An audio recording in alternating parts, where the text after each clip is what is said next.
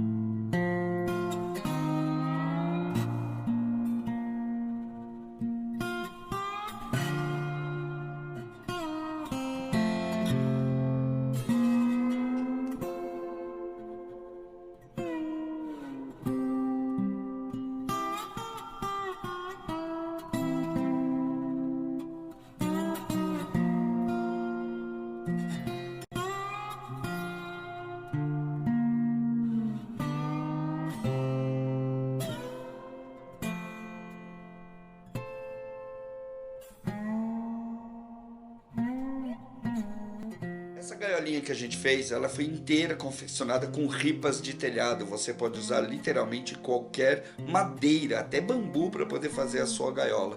Nós usamos um velcro muito simples, esses de casa de R$ 1,99, para poder prender a tela ali, que também é uma das telas mais baratinhas do mercado. O interessante é o seguinte, na hora que você for preparar o seu, você escolheu uma tela que permita que você possa fazer desde carne do varal, que é uma carne que vai diretamente no sol, até coisas que você pode fazer na sombra. Algumas telas simplesmente não suportam o sol e elas vão acabar rompendo e vai acabar chegando insetos aí na sua preparação de carne.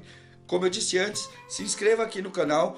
Essa semana ou a próxima a gente já vai começar a publicar uma série de receitas que você pode fazer aí na sua casa, literalmente conservando carnes. Eu acho que a primeira receita que eu vou mostrar é um conceito que antigamente era conhecido como mantas ou 2 dedos. E aproveita um dedo só dos seus para deixar aquele like já no nosso vídeo. Eu sou o Batata, guia do sobrevivente.